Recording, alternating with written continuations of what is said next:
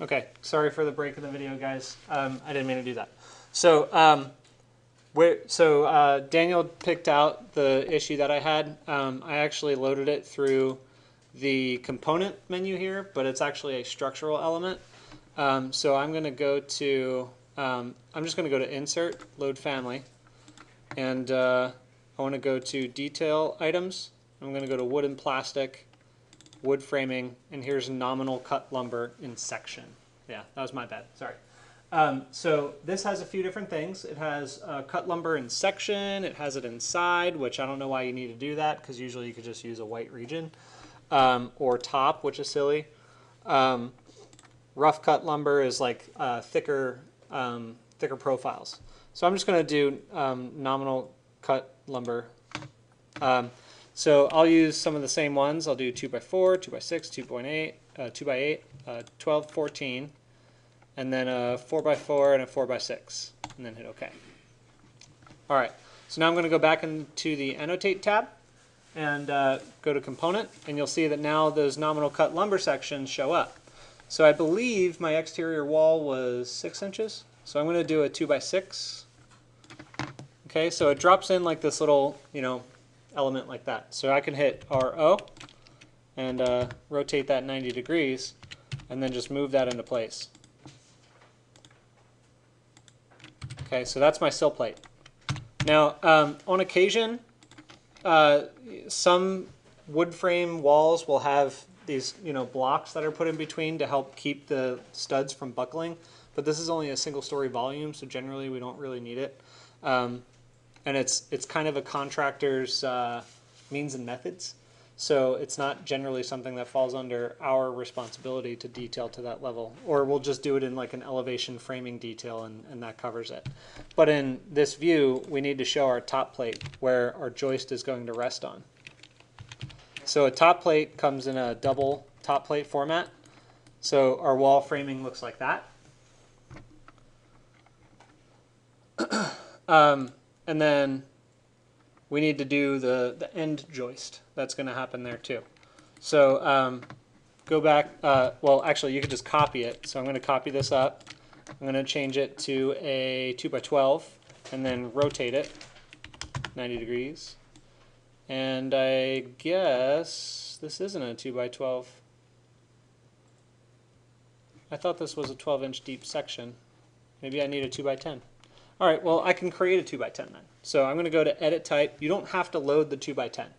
If you don't feel like going back into the menu, you can just modify it here, if you know what a nominal cut lumber section size is. So notice how a 2x12 is actually 1.5 by 11.25. Okay. Basically, anything up to, I think it's 8 inches, is 1/2 inch less than the number that's given for its call, or for its well, for what it's called, right? 2x12. But then after 8 inches, it's actually 3/4 of an inch smaller. Okay, and that's just due to the cut and drying process. So when we change this to a 2x10, this is actually going to be 1.5 by 9.25. Oh, sorry, I didn't duplicate it. 2x10, and then this is going to be 1.5 by 9.25. Okay, there we go.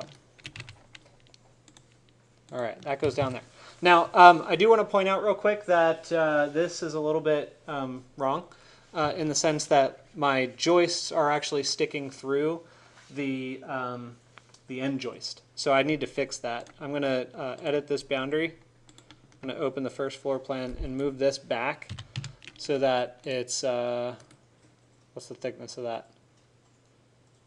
It's probably 3/4 of an inch. 3/4, hit check. No. There. Okay, so that looks a little bit more correct. So basically you have your double top plate, you have your end joist, your joists are coming in here and they're stopping at the end joist, and then your decking goes all the way across the top of it. Okay? Something that you need to note is that these kinds of conflicts, when you're looking at live models, will always show up. So you kind of have to supplement that in how you detail it. So typically what I would do in this case is I would show a white region for the actual joist itself, I'm going to put it on medium lines for now. And you just carry that across like that. We don't have solid white? Okay, guess you're learning how to change filled regions. Just duplicate this, make it solid white, and change the color.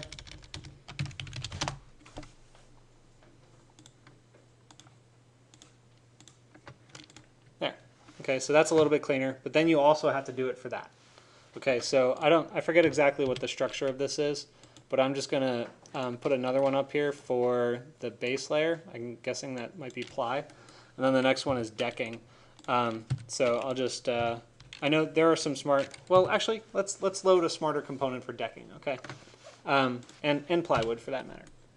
So I showed you regular components, which are just objects you place and then you can change their parameters and stuff like that. But there are other types of components, like linear components, like plywood or gypsum that you can just draw with a line, okay? And then there are also repeating detail components like bricks, and bricks will just lay out in stacks as you draw the line for it. So if you're looking for plywood, go to Insert, and we're going to load a family. We're going to go to Detail Items. Should still be under Wood and Plastic, Sheathing. So here's plywood. I'm going to hit OK, and that just automatically loads. Now let me go back into that menu. And I'm also going to load, I don't know if there's a decking one on there.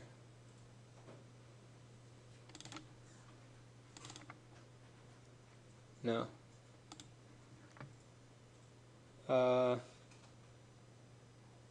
Might not have it. Fabricated structural wood. No.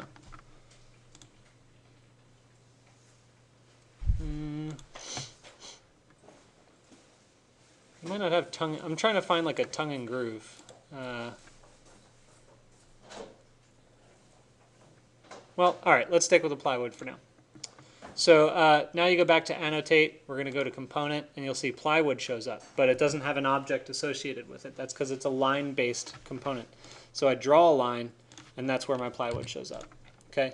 So now for things like your plywood layer, which is right here, you have to drag that across, and that shows your plywood. And then the other thing up top, I think, is, I forget what the floor structure is. I think we put a tongue and groove like finish on that. Actually, let's check. Wood finish. Yeah, so it's like a wood floor. That actually wouldn't show up on the exterior. So we could just, at this point, we can just hide that whole thing and just move this up. Clear enough? Why did you do that? Why did I do that? Just because, like, so when we modeled it, we didn't model the interior floor different than that exterior roof, per se. But in thinking ahead, I'm only going to show wall sections and details, so modeling that part accurately isn't totally necessary in this project. Generally, as a best practice, as a best practice, you want to model things as accurately as possible, or as you have the time and budget for. Does that make sense? So like in the office, I probably would cut that up and remodel that as an actual roof assembly rather than a floor assembly.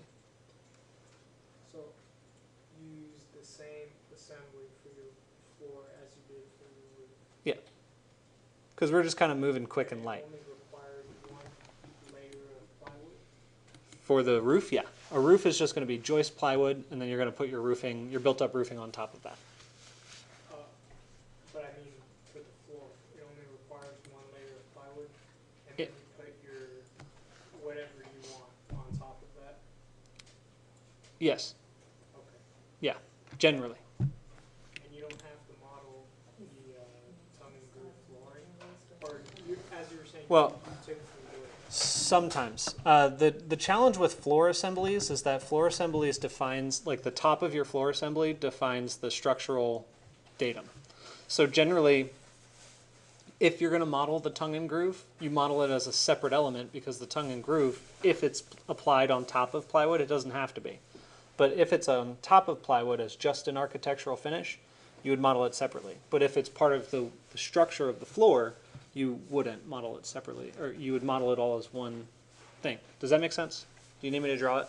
No, I understand. Because tongue and groove for residential applications can be used as a structural material, like the plywood. Is that clear? Yes. Okay. All right. But it can't be used for larger commercial applications. So anyway, guys, moving on. We then need to continue this wall. So it's going to have another sill plate, and it's going to go up to a double top plate at the top of the parapet, like this. Okay? So that's the framing element, and then we need to do stuff like adding our insulation. So I'm going to add insulation. This is 5.5 inches, which is the width of my wall. I can just pull this up to there. And then likewise, we have a 9.25 inch one. And that one happens here, and it's going to go across there. Okay, so we're starting to get this sort of fleshed out. I'll probably just do a separate video showing you some roofing detail stuff. But as it stands, I guess, what questions do you have? Nothing on basic detail components for wall sections? Okay. It's like the tubings. Yeah, it's fairly easy. It's an easy concept to get. The part that's going to be hard is learning the assemblies.